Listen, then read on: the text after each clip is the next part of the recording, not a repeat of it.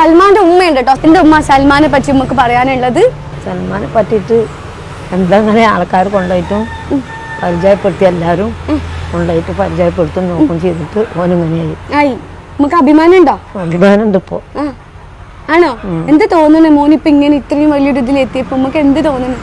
ഇപ്പൊ സന്തോഷം തോന്നുന്നുണ്ട്. ഇതുവരെയൊന്നും ഇങ്ങനെ ആയിട്ടുണ്ടായിരുന്നില്ല. ഇപ്പൊ സന്തോഷം തോന്നുന്നുണ്ട്. എങ്ങനെയാ സൽമാൻ വീട്ടില്? സൽമാൻ വീട്ടിലെല്ലാവരായിട്ടും നല്ലതാണ്. നേരെ നേരെ പരിചയ കുട്ടികളായിട്ടും പെണ്ണുങ്ങളായിട്ടും ഒക്കെ നല്ല ഡീസന്റില് പെരുമാറും. ആൾക്ക് ദേഷ്യമൊക്കെ വരുമോ? ഇടയ്ക്കൊരു ദേശമൊക്കെ വരും. അപ്പൊ നമ്മളത് കണ്ടില്ല കേട്ടില്ലാന്ന് അങ്ങോട്ട് ഒഴിച്ചു കൊടുക്കും. ഏറ്റവും ഇഷ്ടം സൽമാൻ ആരാ? സൽമാനെ ഏറ്റവും ഇഷ്ടം ആരെയാ? ഉമ്മനാണോ? ഉമ്മേനെ ഇപ്പേനെ ഇഷ്ടാണല്ലേ? ഉമ്മ കരയാണോ? എന്തിനാ ഉമ്മ കരയുന്നത്?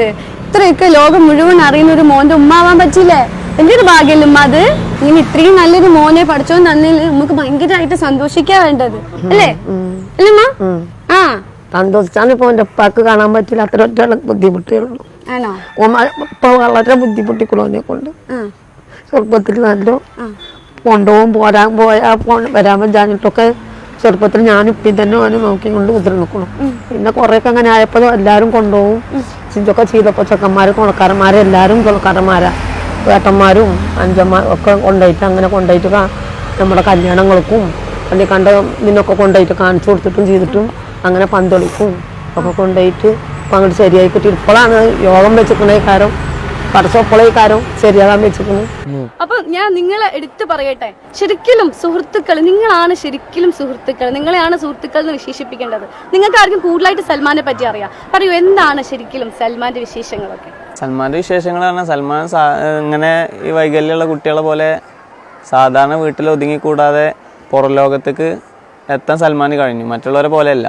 നമ്മളെ ഫാമിലിനെ സംബന്ധിച്ചോളം സൽമാനെ വീടിൻ്റെ ഉള്ളിൽ അടച്ചിടാൻ ശ്രമിച്ചിട്ടില്ല. എല്ലാവരും ഫുൾ ഫ്രീഡം കൊടുത്ത് പുറത്തേക്ക് ഫ്രണ്ട്സിൻ്റെ കൂടെയും കുടുംബക്കാരുടെ കൂടെയും അങ്ങനെ ഫുട്ബോൾ മൈതാനങ്ങളിലും എല്ലാവരും അങ്ങനെ പങ്കെടുപ്പിച്ചിട്ടും ഒക്കെ ആക്റ്റീവ് ആവാൻ തുടങ്ങി. ഒരു പാട്ട് പാടി തരുമോ ഞങ്ങൾക്ക്? നല്ല പാട്ടും ഡാൻസും കളിക്കുന്നത് ഞങ്ങൾക്ക് അറിയാം.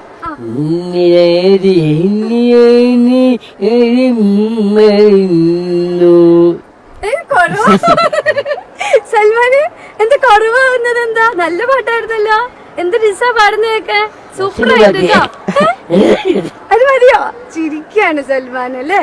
ആദ്യമായിട്ടാണോ സൽമാൻ ഗൾഫിലേക്ക് പോയി? അതിനു മുമ്പ് UAE ഒന്ന് പോയി. UAEക്ക് ഒരു 20 ദിവസത്തെ ഇതുണ്ടായിരുന്നു ഇങ്ങനെ ഇനാഗുറേഷന് വേണ്ടിയിട്ട്.